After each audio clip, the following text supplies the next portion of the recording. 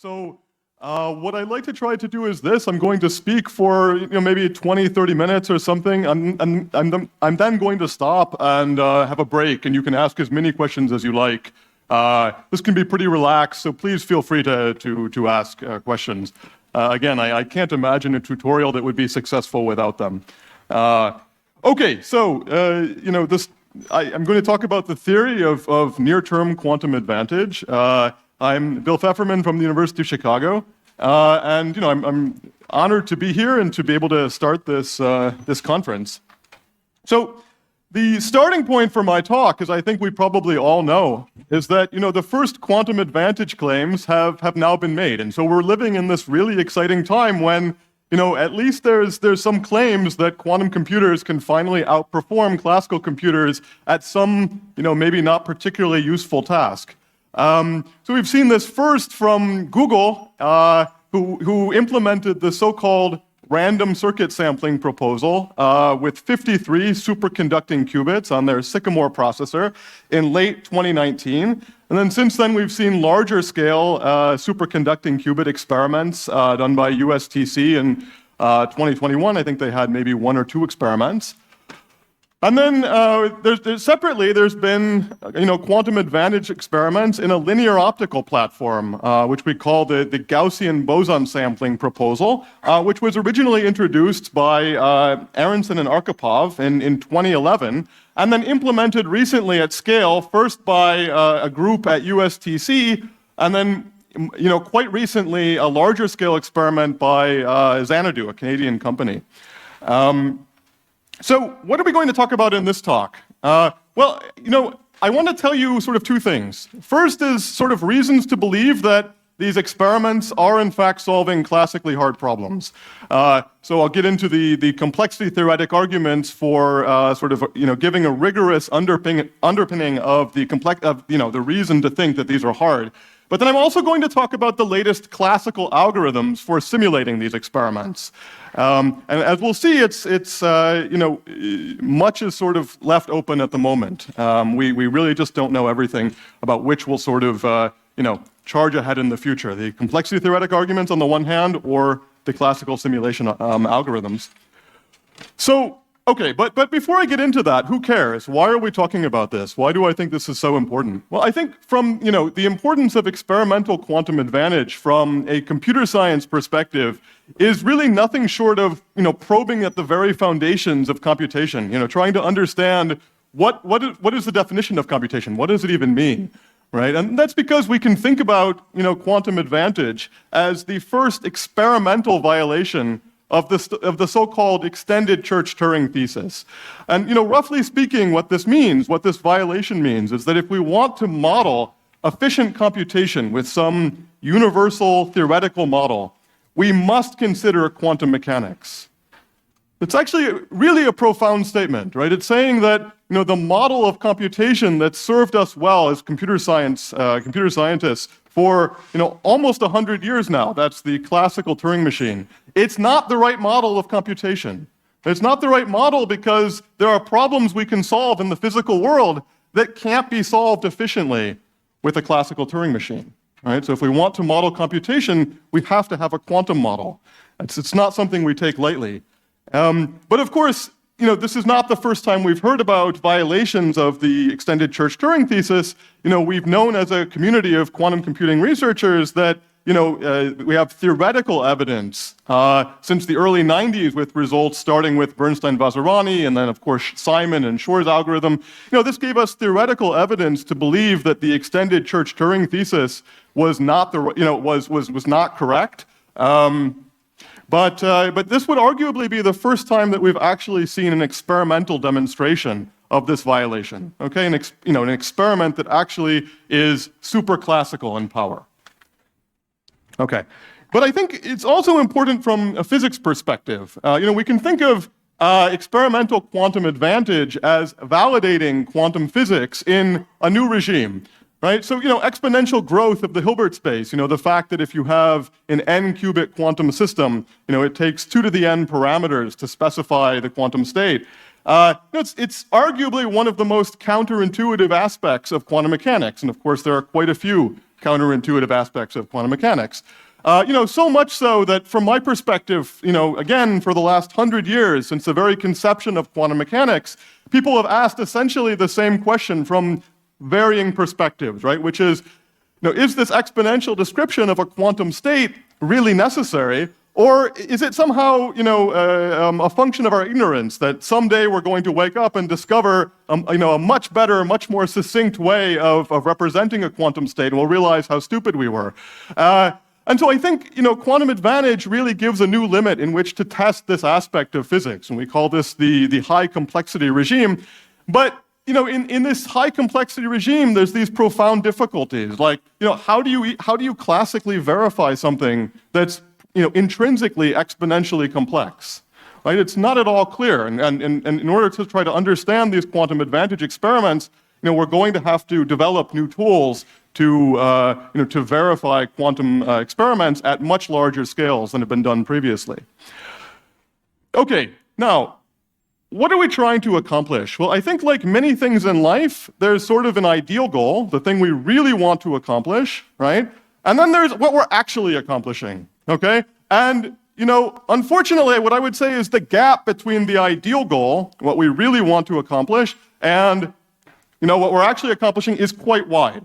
Okay? But the ideal goal is very simple to describe. So what is it? Well, we want to find a problem that has three properties. Okay? First, can be solved efficiently, say in polynomial time, with a near-term quantum experiment. Okay? Near-term quantum experiment, in this case, meaning I don't want to have error correction or fault tolerance. I really want to consider noisy quantum experiments. Two, I want this problem to be classically hard to solve. So whereas we can solve this efficiently with a near-term quantum experiment, we want this not to be able to be solved efficiently with any classical computer. Okay, and again, we mean this in a scaling sense. We're complexity theorists, so what we mean is that as the system size scales, there shouldn't be a polynomial in n, if n is the system size time, classical algorithm to simulate this quantum experiment. Okay, but then finally, we want that the solution can be verified with a classical computer with minimal trust in the experiment. Okay, and this is really, really important. We have to hold ourselves to a really high standard here for this verification problem, in particular because if we want to think of quantum advantage as a test of quantum mechanics, we don't want to be in a situation where we're making a lot of assumptions about the experiment, which sort of amount to making assumptions about quantum mechanics to test quantum mechanics. That's circular, right? So we really want to assume almost nothing and to have a way to classically verify that the experiment has been implemented properly. That's super important. Okay, great. So this is the ideal goal.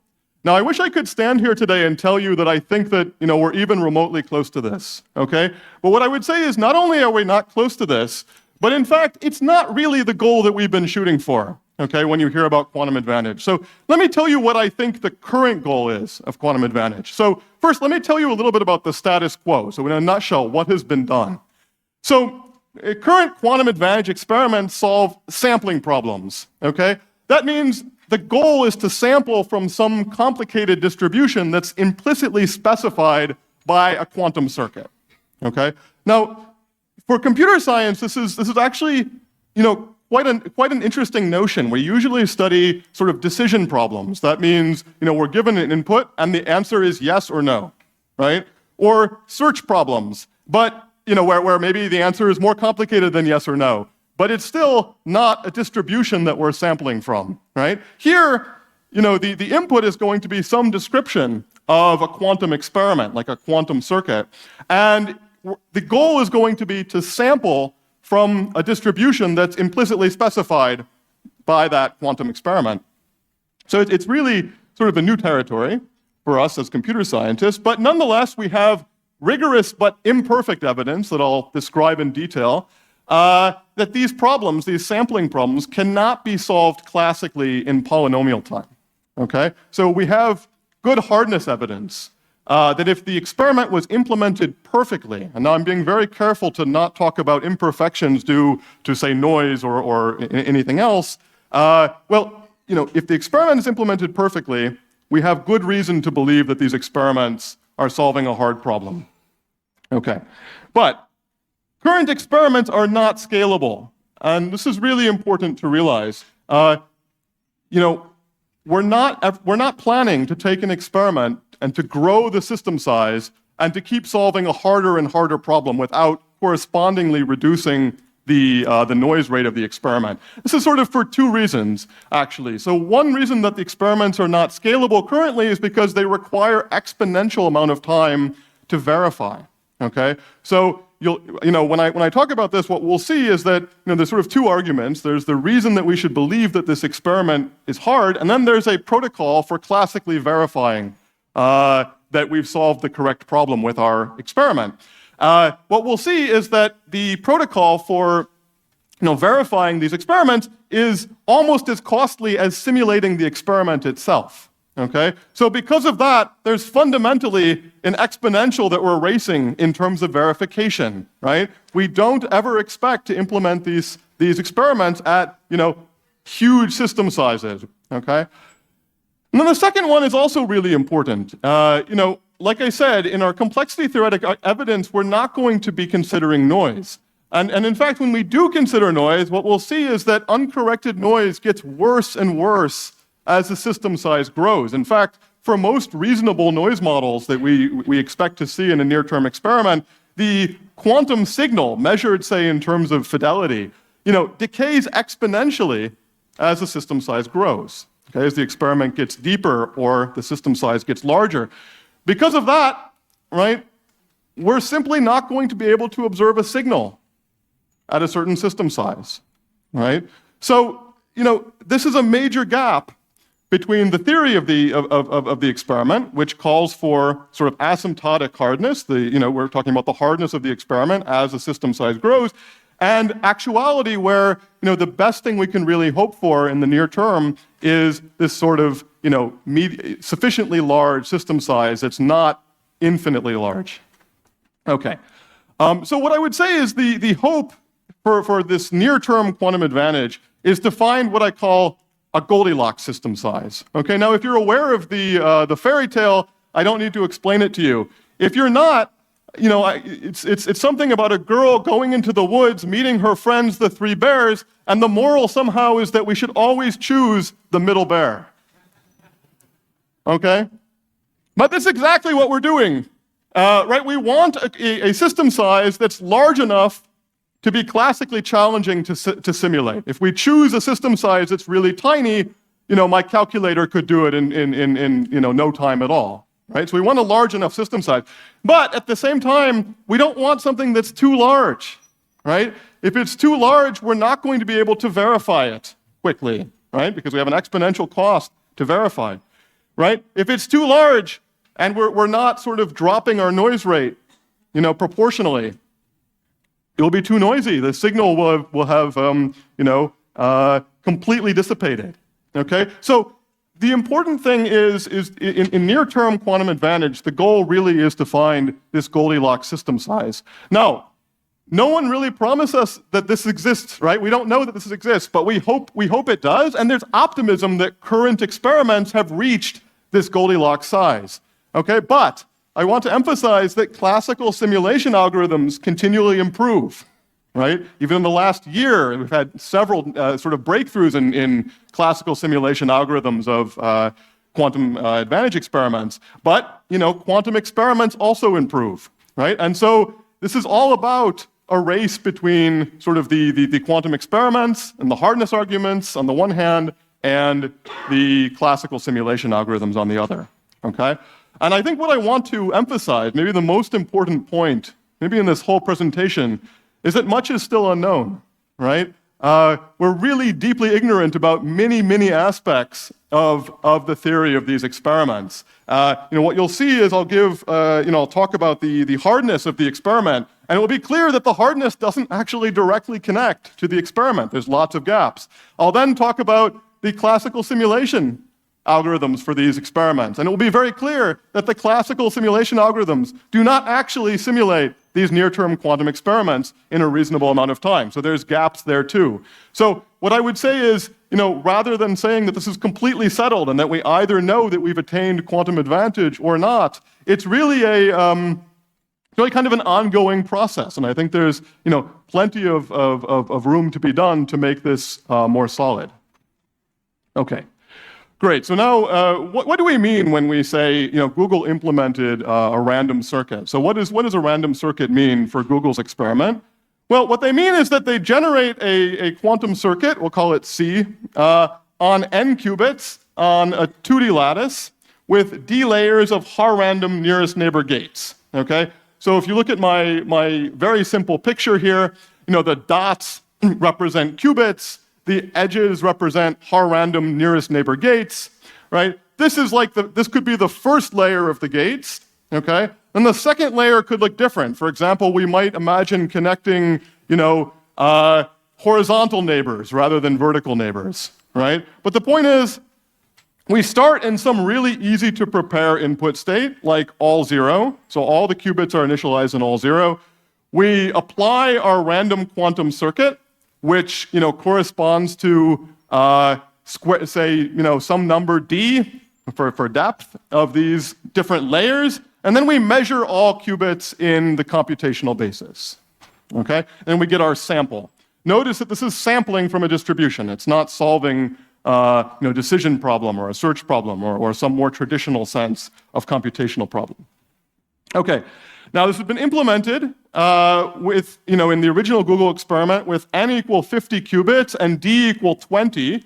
This is Google's 2019 experiment. And then more recently by USTC with somewhat similar noise rates with 60 qubits and depth 24. And this will be the focus of today's talk.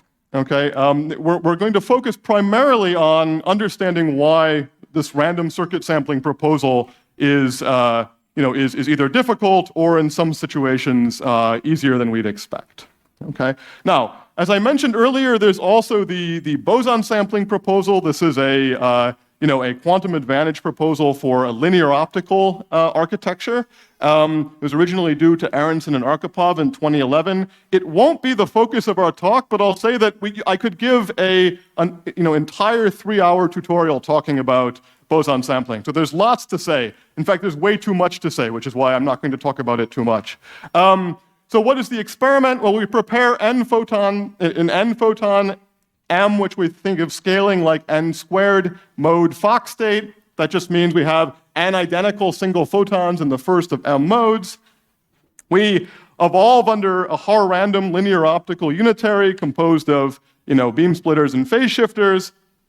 And then we take photon number resolving measurements in each mode. So we literally say, after we applied this Har-random unitary, we say how many photons is in the first mode, how many photons in the second mode, and so on, right? And that gives us our sample at the end of the day.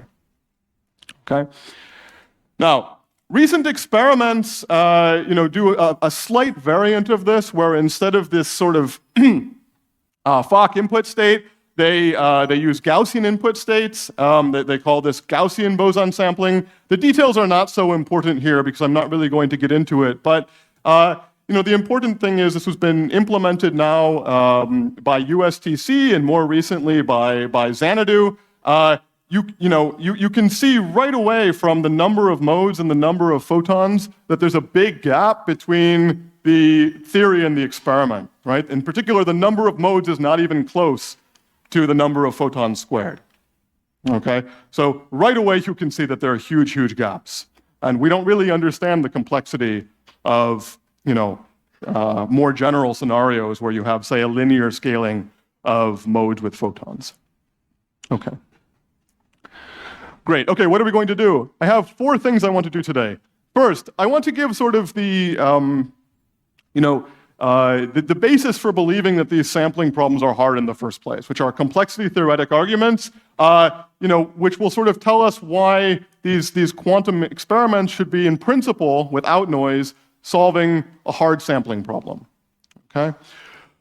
Then I'm going to talk about the hardness of benchmarks. So this is more relevant to the experiment, right? It turns out that it's very hard to verify that a sampling problem is sampling from, that the experiment is sampling from the right distribution. So, what we do is we use certain benchmarks, certain scores that, we can think of as taking as input some distribution or samples from a distribution and producing a number. What we want to say is if the number is sufficiently high, we've attained quantum advantage, right? That's a benchmark. We're going to talk about, what those benchmarks are and how hard it is to score well on those benchmarks. Okay, and then I want to sort of switch gears and talk about new classical simulation algorithms. So I'll talk about first a classical algorithm for the so-called XQuath benchmark, which is one of the more important benchmarks that's been proposed. And then second, a classical algorithm that takes advantage of uncorrected noise. So until this fourth part of the talk, I'm not actually going to be directly talking about noise. It will sort of be in the background from time to time, but the first three will all be about why is this ideal experiment, if we implemented it perfectly, hard to simulate with a classical computer. The fourth will be all about sort of, how much structure does noise add to the problem? If we have uncorrected noise, does this make the problem easier? Okay, so actually, that is my non-technical introduction. I would like to take questions here, though, just in case there are some.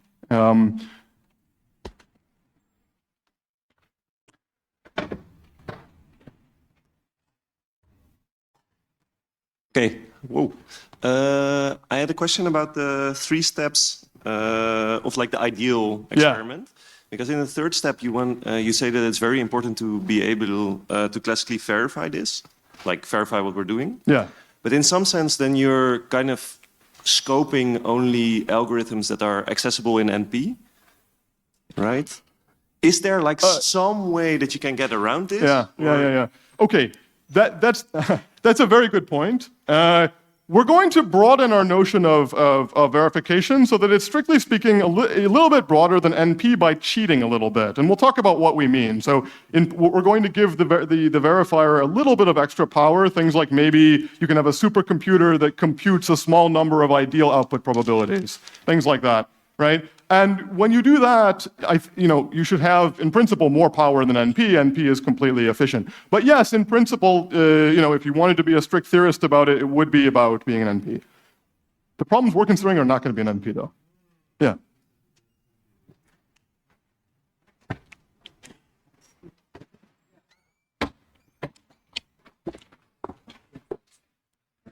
Okay, yeah, I understand your talk will focus on sampling power. Since the sampling power is hard to verify, and so do you know any other candidates that may demonstrate quantum advantage in near term? Okay, yes, there are plenty of candidates people have proposed. I'm not aware of any that sort of, satisfy our goals as well at the moment.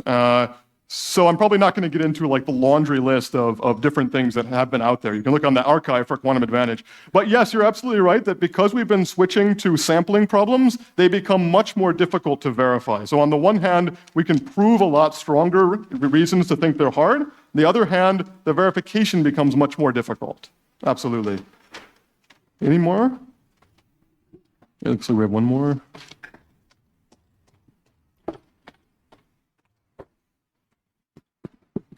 Hey, just a bit more of a big problem question. So you talked about the extended church Turing thesis, which, if I understand correctly, is roughly something like if you want to simulate something of size or volume n, then it should be polynomial n in cost to simulate, and quantum mechanics means it's exponential if you have a classical computer. I was wondering if there are any comments that you can make or that you have on how potentially general relativity might play a role into that, where you've got black holes might bound the amount of mass you can have in a certain region and such? Yeah. Okay, so that's an absolutely fantastic question. I'm not going to comment on that much because it's well out of the scope of what I want to do. However, one thing I'll say is that me with my collaborators, Adam Boland and Umesh Vazirani, actually have a recent paper where we're talking about that exact question, right? Where we're asking if, in particular, quantum gravity sort of is also consistent with the, quantum extended Church-Turing thesis, right? In other words, can we solve, exponentially hard problems for quantum computers with a theory of quantum gravity? And, we think there might be some evidence that certain aspects of the ADS-CFT correspondence actually do violate the quantum extended Church-Turing thesis. But I'll refer you to the paper for more on that. It's very speculative at the moment, but it's a very interesting topic and a great question. Okay, any more before I go on? Okay, let's take one more. Thanks. So, I have a question on the ultimate goal. So, if you want to disprove Church-Turing thesis, you need to go larger and larger scale to show that quantum computation cannot be simulated polynomially. But as long as you use noisy quantum computation, it's a bit hard to show. Then what's currently doing is quite a bit a different direction. But with doing this, is it possible to really disprove the extended Turing thesis? So that sounds like a bit doing a different direction.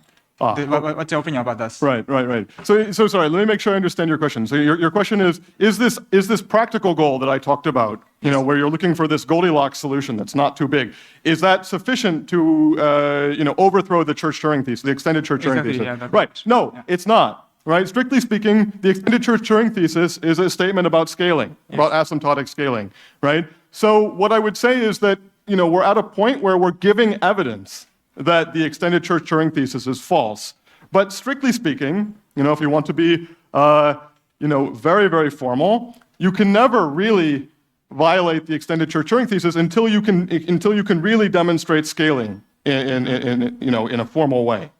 So, if you're actually looking for very formal proof of that sort, then no, the ideal goal will not, is not sufficient for you. Okay. Yeah. Thank you for clarification. All right, let me keep going. These are good questions. Okay, so now I want to talk to you about the hardness of sampling arguments. So again, this is in the noiseless situation. Why are near-term experiments capable of solving hard sampling problems? Okay. So first of all, what do we mean by quantum sampling? All right, so current quantum advantage experiments, like I mentioned, they sample from the output distribution of a quantum circuit, okay? So more formally, we think about this computational problem in which the input is a classical description of the circuit, and then the experiment is supposed to run the circuit on some easy initial state, like all zero, measure all n qubits in the computational basis, and get our sample, y. Okay, that's the problem. It's a well-defined computational problem. Notice that the quantum circuit is implicitly specifying this distribution. Okay, it's the outcome distribution if we measure all n qubits in the standard basis. Now, let's just start with a simple definition. I'm going to be consistent with this throughout the talk. Right? So it's very simple but very important. We're going to call I'll say the output probability of an outcome y, I'm going to denote as py of c. It's just going to be the probability if we start in all zeros, apply our circuit, and then measure all n qubits that we see y.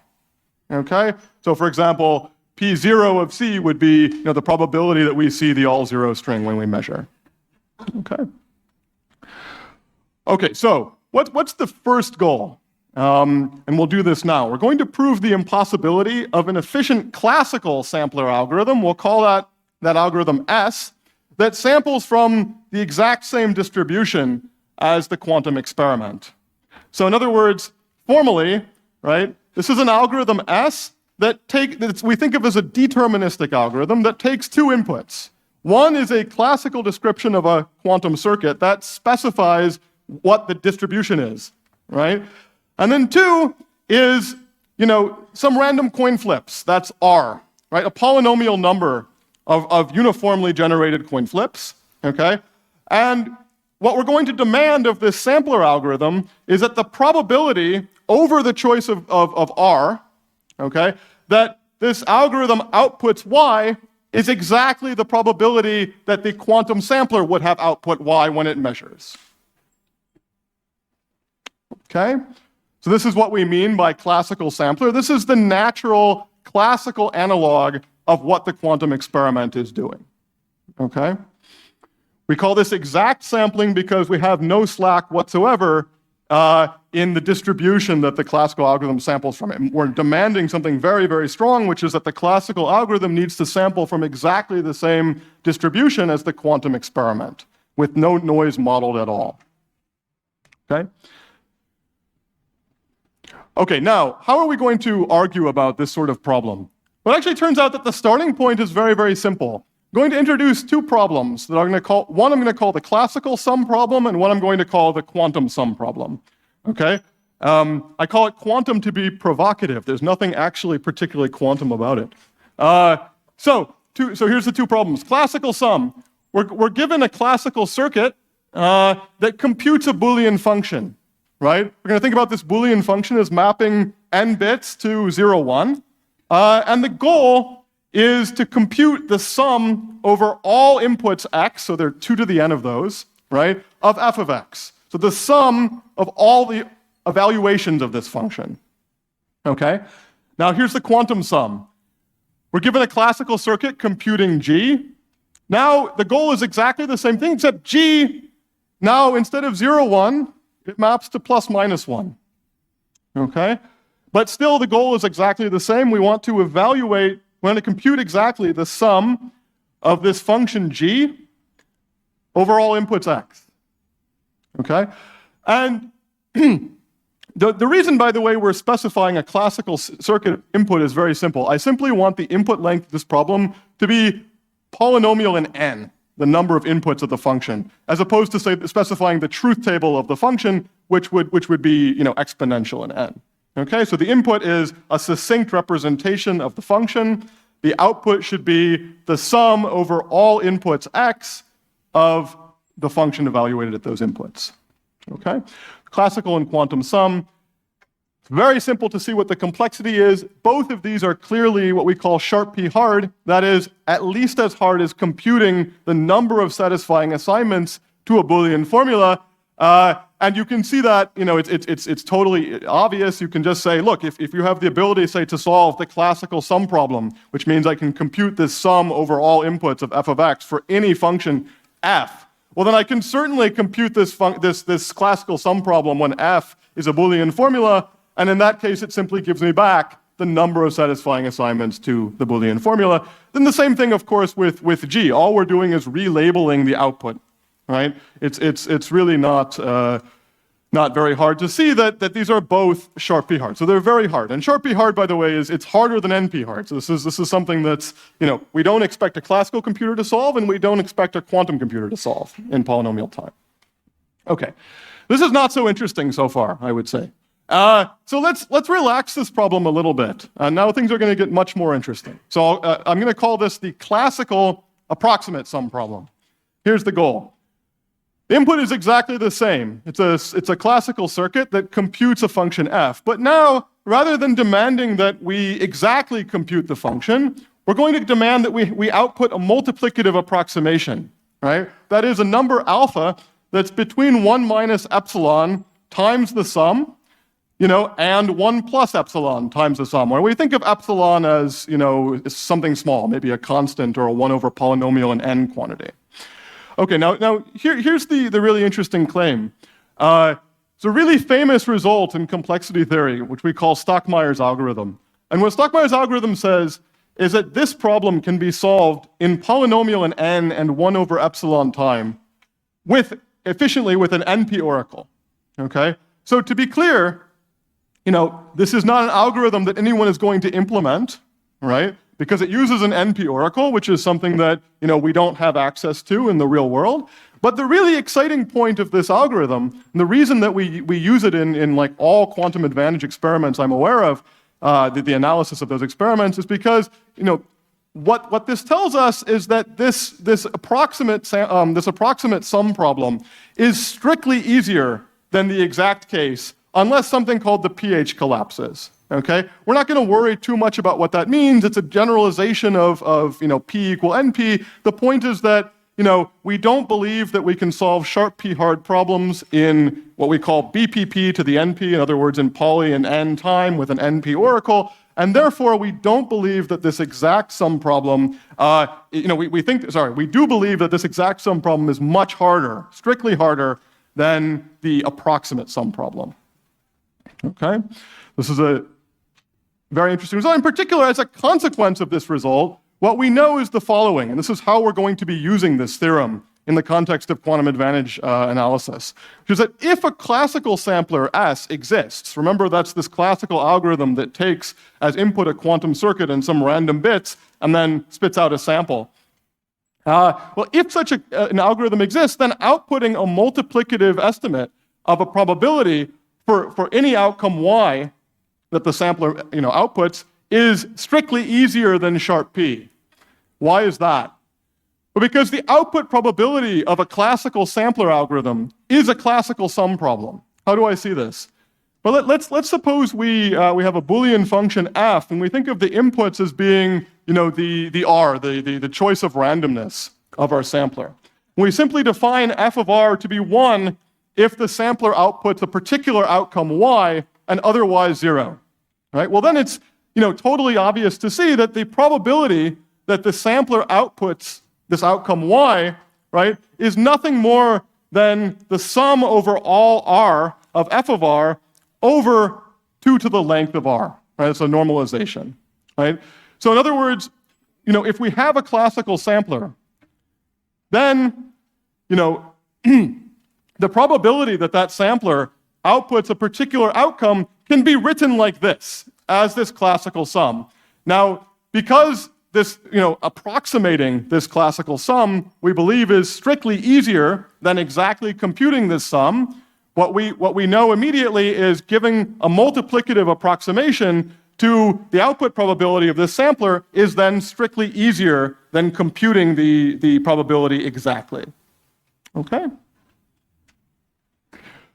By the way, the reason multiplicative is really important is obvious right away. It's because, multiplicative approximations are non-trivial even when you have an exponential normalization, right? That would not be true with additive errors, right? You might worry if you made an additive, error that it would overwhelm your signal. That's not true because the sense that we mean by classical approximation in Stockmeyer's algorithm is multiplicative. Okay. So anyway, the really important consequence here is that if a classical sampler algorithm exists, then we know that outputting a multiplicative estimate of the probability for any outcome of that sampler is strictly easier than sharp p. Okay. Why am I saying this? Well, let's look at what happens with the quantum approximate sum.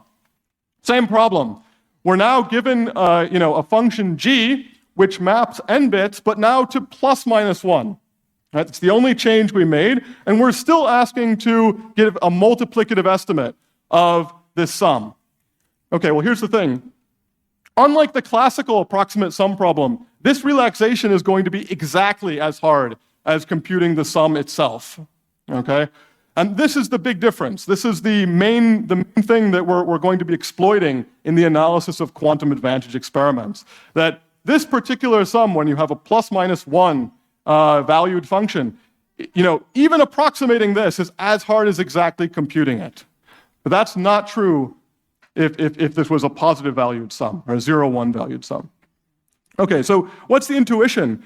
So the intuition is that exponential size cancellations, which I'm sort of thinking of as modeling interference, that's why I call it a quantum sum problem, make this problem so much harder than classical approximate sum.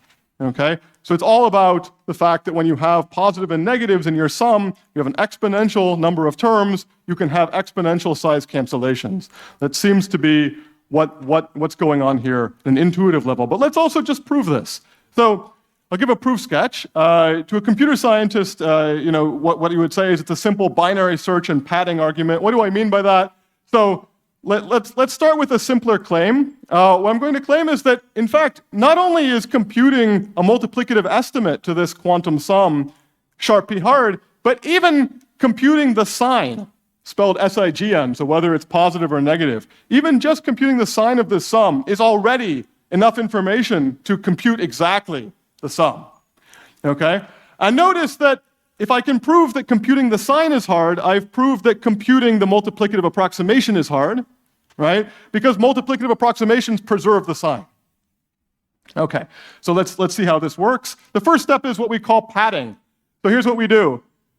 We want to understand what the sum over all inputs x of g of x is, but we only have the ability to compute the sign, okay? But we have the ability to compute the sign for any quantum sum problem, for any Boolean function that's plus minus 1 valued. So what we can do is add dummy variables to our circuit that computes g, and be really careful about the evaluation of that circuit on those dummy variables. And by doing that, we can compute a related function, g prime, so that if we look at the sum over all inputs x prime of this function g prime, and x prime is over, say, n plus 1 bits, or some larger number of bits, then that's equal to the sum, the sum of all the inputs x prime of g of x prime is equal to the old sum that we were trying to figure out, the sum of x, g of x, minus or plus k of our choosing, okay? Let me give you an example. So let's say we have an n-bit function g, and now let's say we add a single bit, right? So rather than being over n bits, the function g prime is going to be over n plus 1 bits, okay? Now here's how we're going to program our circuit on this n bits. If we look at that last bit that we just added, I was calling it a dummy variable, if the value of that bit is 1, then we don't do anything. The only thing we do is look at the first n bits and output the evaluation of g on those first n bits. Okay? But if the evaluation of that n plus 1 bit is 0, right, then we're just going to sit there and output minus 1. Okay? So now it's clear what we're doing, right? What we've been able to do is by this padding argument, by adding more variables, I'm calling them dummy variables, in this case, one variable, we've been able to manipulate the sum over all inputs x prime, right? And we don't know what it is, but what we know is how it relates to the sum over x g of x, which we're trying to compute, okay? Well, then we compute the sign. So now we ask, for this new function with dummy variables, is the sum greater than 0? Okay, and we're assuming we have the ability to compute the sign. It tells us, yes it is or no it isn't, but the point is we then understand how large the old sum is, the sum of x, g of x is relative to k, right? And then we use binary search on k, and we repeat the process, okay? Now, it turns out a similar argument proves that it's not only Sharp-P hard to estimate this sum exactly, but also the sum squared. That's a little bit strange because it seemed like in the analysis, I was talking about the sign of the sum, and of course, the sign of the sum squared is always positive.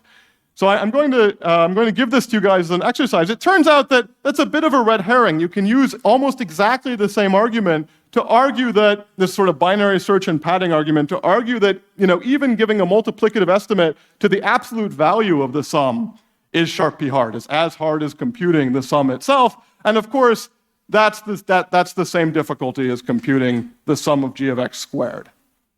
Okay? So anyway, the take-home message here is that unlike in the classical sum case where we had a 0, 1 valued function, in the quantum sum case, estimating the sum over all inputs x of g of x is as hard as computing the sum itself. Okay? That's exactly what we're going to exploit in this proof. So an immediate consequence of the fact that this, this approximate sum problem is hard for a quantum function, it's that you get estimating output probabilities of quantum circuits is Sharp-P hard. So let's see how this works. So here's the claim. Suppose you're given a quantum circuit as input, and now you're asked to give a multiplicative estimate of the output probability, the probability that we see 0 when we measure all n qubits in C. Well, I'm going to claim that's as hard as the quantum approximate sum problem. If I can solve that problem for any circuit, I can solve the squared approximate sum problem for any quantum Boolean function, g, that maps n bits to plus minus 1. And the one-line proof of this is quantum Fourier sampling. So what do I mean by that? Well, suppose you give me an instance of the squared quantum approximate sum problem. That is a Boolean function g which maps n bits to plus minus 1. Okay? Now I'm going to consider the quantum circuit that does the following. It just prepares the state, I'll call this the G state, right, which is just, a uniform superposition of the inputs x, but the sign of the amplitude is going to be dictated by G of x. Okay? So, there's elementary theorems in quantum computing saying that if there's an efficiently computable Boolean function G, we can then prepare this state efficiently. Okay? And then, all we notice, which is really simple, is that when we then take, the Hadamard transform of each qubit, right? And we look at what's the probability of seeing all zeros when we measure, what you get is, we get that that's equal to the sum over all inputs x, g of x squared, over some exponentially small normalization. Okay? So, what's the point? Well, the point, of course, is that this probability, the probability of seeing all zeros when we measure, that encodes the answer to this squared quantum approximate sum problem. Okay? So notice that getting a multiplicative estimation of this single output probability, the probability that this circuit outputs 0, is sharp P hard, right? Because in particular, it's an instance of the squared approximate sum problem. Okay, cool. Now we're ready to put together these two consequences, and we'll show the hardness of exact sampling from a quantum circuit. So how's the proof going to work? Well, we're going to assume for contradiction that there exists an efficient quantum sampler algorithm. This is the algorithm that, again, takes a quantum circuit and outputs a sample with the correct probability from the output distribution of that circuit. All right, so now we put our two sort of consequences together. The first is this consequence that for the classical approximate sum problem, that was strictly easier than the exact classical sum problem. Because of that, we know that estimating the probability that the sampler outputs all 0 should be strictly easier than sharp P. Okay? Aha! But we also just showed that estimating the output probability of the circuit C is sharp P hard, since it's as hard as the squared quantum approximate sum problem, and that was as hard to estimate as it was to compute exactly. Okay? So it's a contradiction, right? You can't both have a problem that's at least as hard as sharp P and also strictly easier than sharp P. And therefore, we get that unless the polynomial hierarchy collapses, there can't be such an exact sampler algorithm. Okay. Now, similar arguments appear all over in the literature. They tend not to do it exactly like I did. I like the version that I just gave because it's sort of self-contained. You don't need to rely on sort of too many theorems. But nonetheless, very similar arguments appeared in the literature as early as 2004. With this paper that was well before its time by Turhal and DiVincenzo. I think it was sort of noticed on a broader scale when Bremner, Joza, and Shepard put out their paper in 2011, Aronson, Arkhipov also, and with boson sampling, and so on. There are probably, I would guess, at least 50 results in the literature that work in a similar way as this. Let me stop for a second, though, and take questions, sort of the first proof that I wanted to talk about. So maybe it's good to test understanding. Yeah. Okay. So, to show that the classical case is easier to sample, you use an NP oracle. Yes. And here in the quantum case, I don't know. I mean, I guess you are excluding like a QMA oracle or something like that. No, I'm not actually. It's a really good point. So, you don't need a okay. The argument doesn't work by saying if you had a quantum algorithm, you could then get an approximation to the output probability. That's not how it works. In other words, what you say is, quantumly, you can take your circuit and you can sample from it. You just run the circuit and you measure, right? But now the question is, why is that a hard problem? Right? And so the way the logic works is you say the following. Well, suppose it was an easy problem for a classical computer. If it was an easy problem for a classical computer to sample from that same distribution, then with an NP oracle, we can get an approximation to the probability that it outputs all 0, and that gives us a collapse. Notice I never talked about how easy it was for a quantum computer to get an approximation to the probability. That doesn't come into play. It's a great question, though, because one might think that comes into play, but it does not.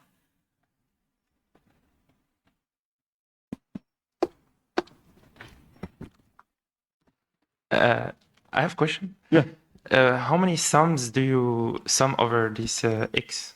The How many sums? yes, it not depend on how much x you sum to evaluate the function g. No, I mean, look, you have, this is a part of the input of the problem. You know, you're given an input that, you know, is specified by a function that has n Boolean inputs, right? And we're summing over all inputs x in 0, 1 to the n.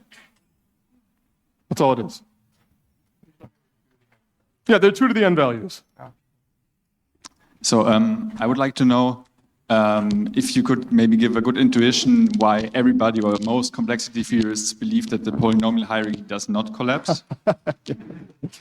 Yeah, I actually can give an intuition, but I'll give it briefly. I'm happy to talk about this later. So the polynomial time hierarchy is a generalization of NP. It's asking something like, how powerful is NP?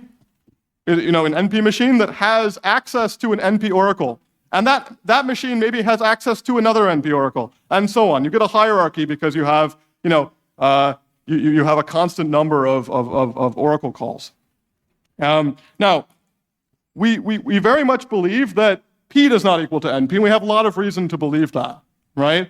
And it turns out that there's a complete problem for the polynomial time hierarchy. It's quantified Boolean satisfiability. So roughly speaking, what that is you're given a Boolean formula, and the NP complete problem would be, does there exist a assignment to the variables that satisfies that formula, right? The second level pH complete problem is the two quantifier variant of that, where you ask, does there exist an assignment to the first n over 2 variables, so that for every way you assign values to the second n over 2 variables, the formula is satisfied.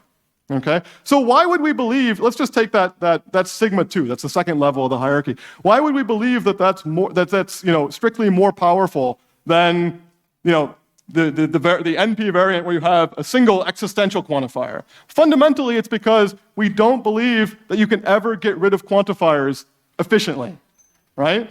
Why do we believe that? Well, we believe that because, after all, that's exactly what P versus NP is about, right? P versus NP is saying that if you have a single existential quantifier, you ask, does there exist an assignment to the n variables that satisfies the formula? You can't have a polynomial time algorithm that solves that problem. And so somehow the belief that P is not equal to NP is about this belief that you can't sort of have a efficient classical algorithm that sort of reduces the number of quantifiers in your Boolean formula, your SAT problem. So what I would say is sort of a long-winded way of answering your question. The reason we believe that the polynomial time hierarchy doesn't collapse is exactly the same reason that we believe that P is not equal to NP. And furthermore, we don't have any like additional insights about that. Okay? More questions? Hi, thank you so far for the talk. I want to clarify just some technical points. Firstly, what's the role of R in this probability, like in the first equation? Yeah, that's okay. So R is a sequence of coin tosses. That's all it is. So maybe it's a polynomial length bit string, and each, you know, for each index in the bit string, like what's the first, the first bit, I'm going to toss a random coin. If it's heads, it's going to be 1. If it's tails, it's going to be 0, right? And I just go on like this, right? Now, a non-trivial but basic, you know, theorem about any sort of classical randomized algorithm is that we can always think of it as a deterministic algorithm that has a random input, right? And that's exactly what the role that R is playing. So we're thinking about, you know, this algorithm as being deterministic, but it depends on a sequence of random coin tosses, and that's what R is. Okay, yeah, thank you. And the other question I have is, what's the role of the squared sum? And also, could you just flash the definition of that squared sum again on the screen? Yeah, sure. Let's talk about that. This is, okay, not quite here. This is the squared sum. This, what I gave is an exercise, right? So the input is a function, g, which maps n, you know, Boolean values to plus minus 1. And then the goal is to output, you know, approximately, which means multiplicatively, the sum over all inputs x of g of x squared. That's what that is. So we showed that that was sharp p hard in this slide. Okay, anything else? Yes, I have a question that relates to the relation to your complexities and actually what people see in Monte Carlo sampling. So there's this so-called sign problem. Yes. So how is this related to this quantum approximate sampling? I think it's the same thing. I actually think, and this is a great question. So it's not obvious that it's the same thing, but I believe these two things are profoundly connected. We're actually working in research about fundamentally connecting these two things. And does it say anything about the complexity of the sign problem? We're working on it.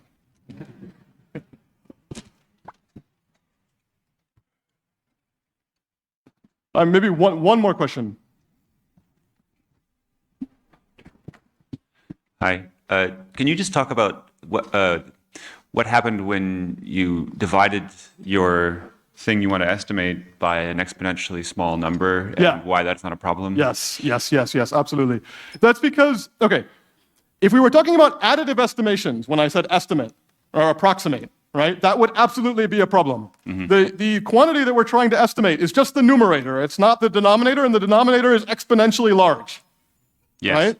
But we're talking about multiplicative estimations. That's what Stockmeyer's algorithm is able to do. The thing with multiplicative estimations is that the whole point of them, right, in some sense, the reason they're so interesting, at least from this perspective, is because the error that's made by that multiplicative estimation actually depends on the value itself.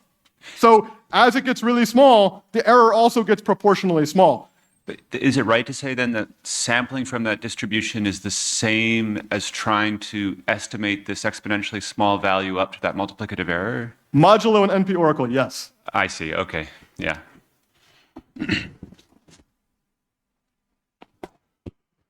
Okay, fantastic. Let me keep going. Sorry, let me get back to where we were.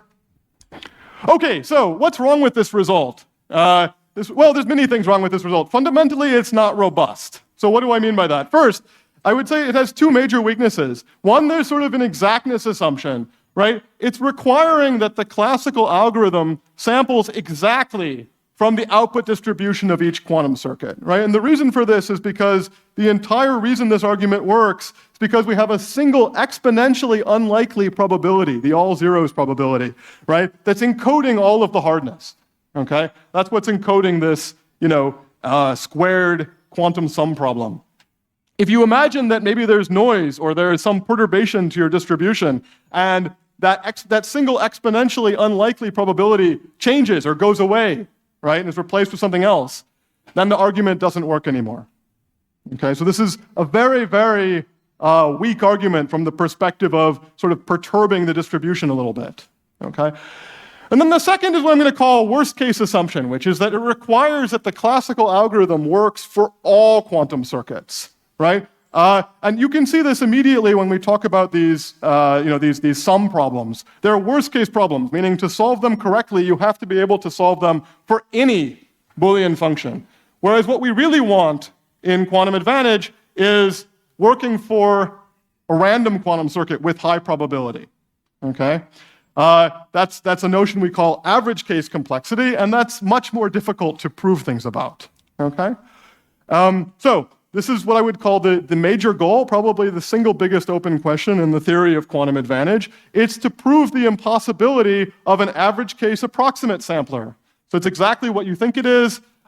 This is a classical algorithm, S, which is now weaker than the classical algorithm that we were talking about before, right? So proving that a weaker algorithm doesn't exist is a stronger result, right? So our goal is to prove, that the following algorithm doesn't exist. That's an efficient classical algorithm S, which again is given two inputs, a circuit that specifies the output distribution and sequence of random coin tosses R, that samples from any distribution that's close in total variation distance to what I'm calling D sub C, which is just the output the measurement distribution of the circuit C, with high probability over C. All right, so let's talk about this a little bit. There's sort of two weaknesses that we're adding to this sampling problem that we didn't have in our prior analysis, right? The first weakness is that, this is an average case sort of problem. What does it mean? It means there's a good day and a bad day. On the good day, you get a circuit, right? And you're able to sample from the output distribution of that circuit, okay? But on a bad day, you get a circuit and you might sample from some nonsensical distribution that's not at all correlated with its output distribution, and that's okay. Okay, that constitutes solving this problem. All right, and then the other sense of weakness of this algorithm is that when the algorithm works on those good days, it works means it outputs a good approximation to the distribution, right? Which we're using total variation distance as the metric. It's not that important. If you think about you can think about many other ways to think about closeness of two distributions, and these results would be probably very similar. Okay, so one thing I want to say though is that this notion of approximation in total variation distance, this is in the literature. It's often motivated by saying, well, in an experiment, we're going to have noise, so we need to make sure that our sampler, our sampling hardness arguments are sort of robust to some perturbation. That's true, except constant approximation in total variation distance is not a good model of noise from a physical point of view. Let me say why. It's pretty clear. What are we talking about? We're always talking about asymptotics in complexity theory. So what it means for an algorithm to sample from one distribution that's say constant close to another distribution in total variation distance is that as the system size increases, the error that you make, the epsilon parameter here, doesn't change. That's what it means. Okay? Now, that's not a reasonable model of physical noise in a quantum system, right? If you've ever talked with an experimentalist, if they make the system larger and they don't change any other parameters, they don't make the error smaller, they're going to have, an exponentially decaying signal. The error is not going to stay the same. Okay, but why do we think about total variation distance then? Well, it is a very nice model for what I'll call classical imprecision, which is this idea that if you have a classical algorithm that's given a quantum circuit and we ask it to simulate that quantum circuit, it makes a lot of sense that classical algorithm might not be able to exactly sample from the output distribution of that circuit, but if you give the classical algorithm more time, it should be able to get closer and closer to that output distribution. That's what's actually being modeled by total variation distance closeness. Okay? We want to show that does not exist, this approximate average case sampler. Okay, so how do we do this? Well, the central problem of study that is what all of these papers study is the following problem, which I'll call the delta random circuit estimation problem. Delta is a parameter, and here's the problem. We're given as input a quantum circuit C, the classical description of C, and now we want to output an estimate, which I'm going to call Q, to the output probability of C with an imprecision delta with probability 2/3 over the circuit. Okay, so in other words, again, this is an average case problem in the sense that, we have good days and bad days. On a good day, we get a circuit, that's with probability 2/3. For that particular circuit, we can output a good estimate, which means a delta additive estimate to the output probability. But on a bad day, with probability 1/3 over the circuit, we might output complete nonsense and still solve this problem. Okay, so this is an average case approximate problem. I'm going to call this the delta random circuit estimation problem. Now, it turns out to prove hardness of this stronger sense of approximate sampling, it suffices to prove that the delta equal 1/2 random circuit estimation problem is sharp P hard. Okay, so this is the goal. The reason that 2 is important, roughly speaking, is because it's 1 over the relevant Hilbert space dimension. Okay, if you have n qubits, you have a 2 dimensional Hilbert space.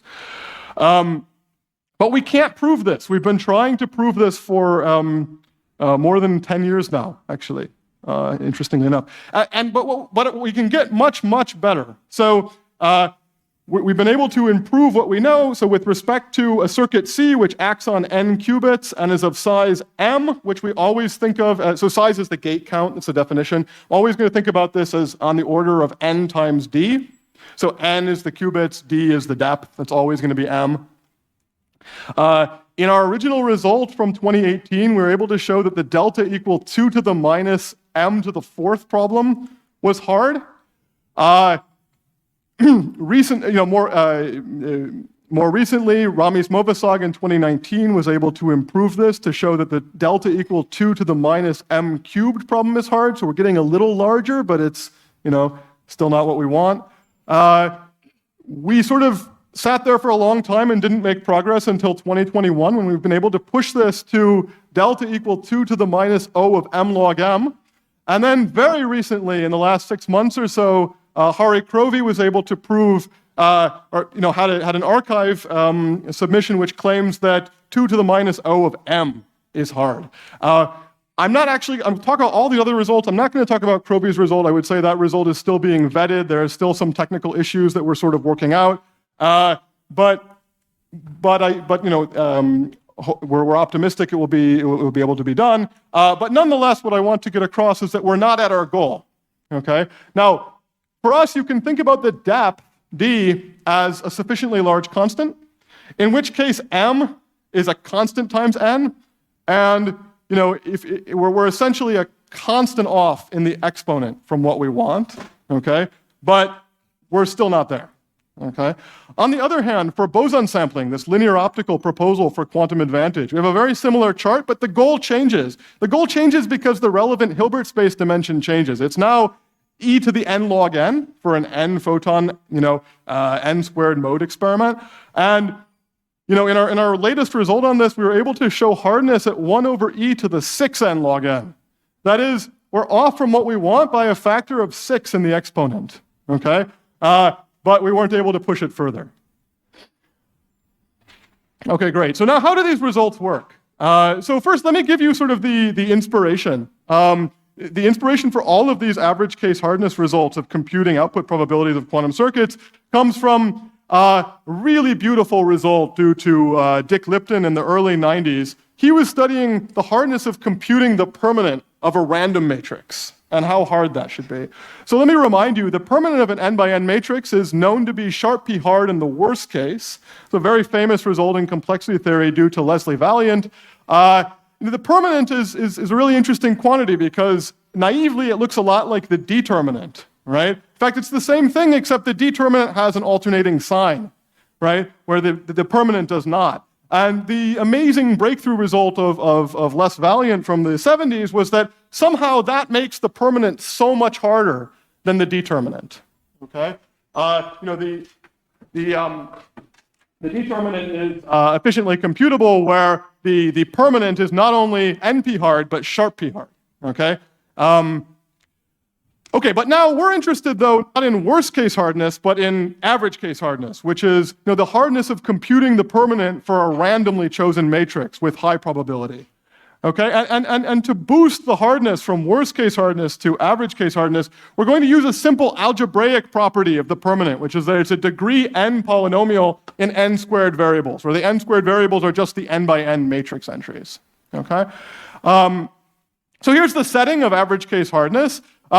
The goal is to compute the permanent of our worst case matrix, X. That's a fixed matrix in our finite field. Okay, and by the way, we're going to think about these matrices as having elements over a sufficiently large finite field FP.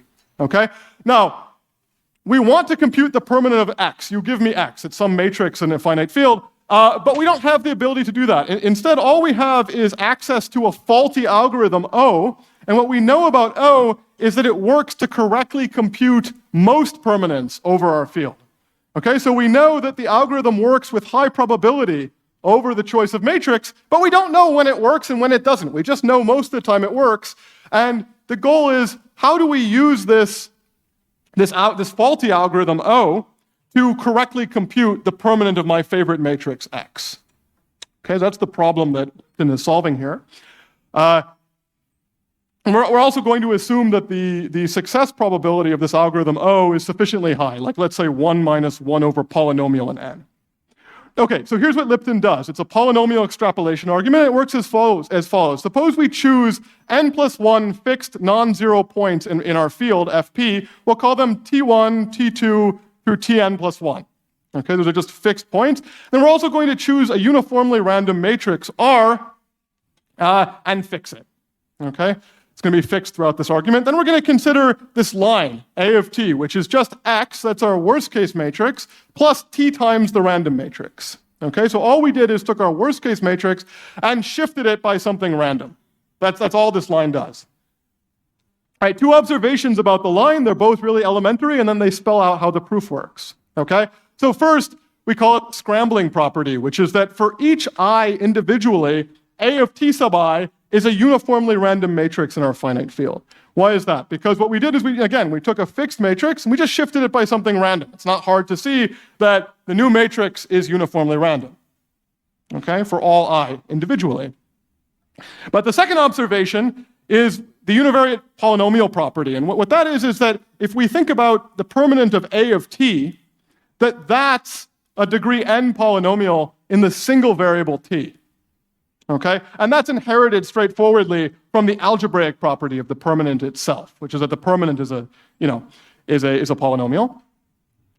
Okay, so now it sort of spells out how the proof should work. What we're going to do is we're going to take these n+1 points. We're going to use our faulty algorithm O to compute, the permanent of those n+1 points.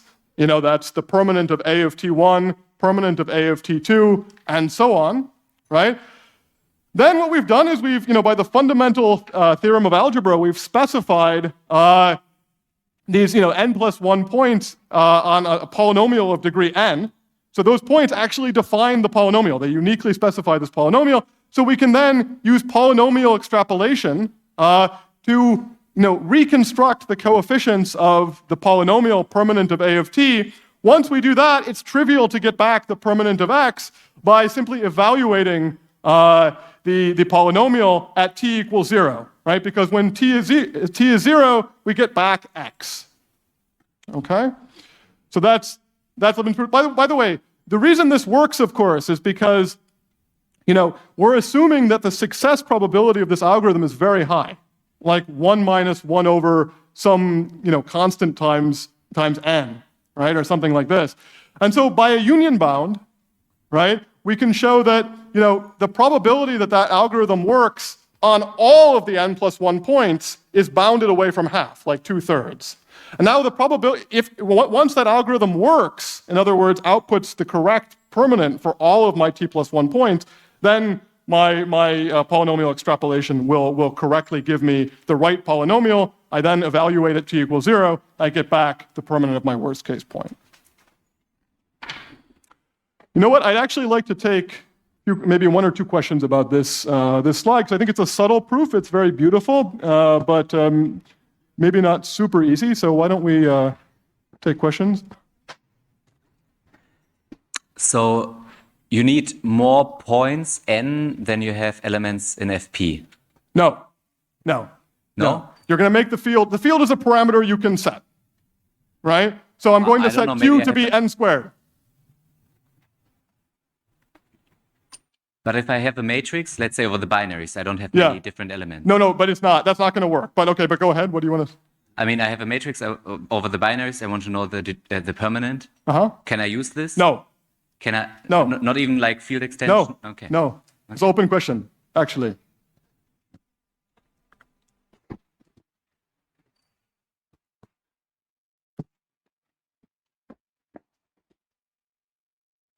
Kind of a stupid question, but do you not need to be able to check if you're correct at the end of the algorithm? That's a good.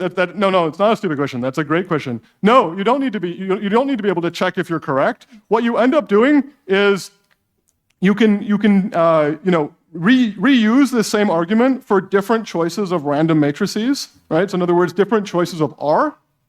You can do this again and again and again, and you can take a majority vote. So you don't need to check, but you might think you would. So it's a good question. Maybe, how about one more?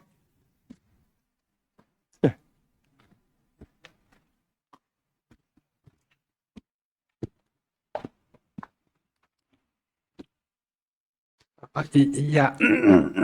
Why the permanent of AT is easy?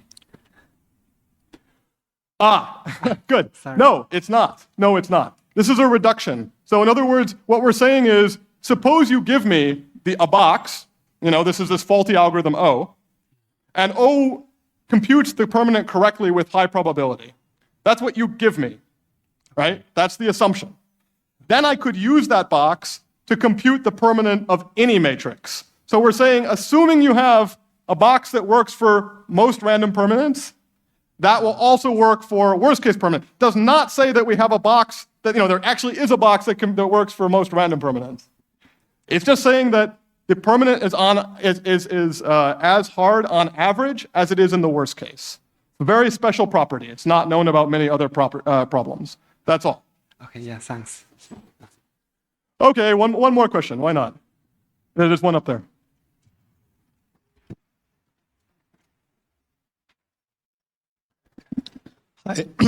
I think that I have a question about how you define the algorithm O and your previous definition of the problem.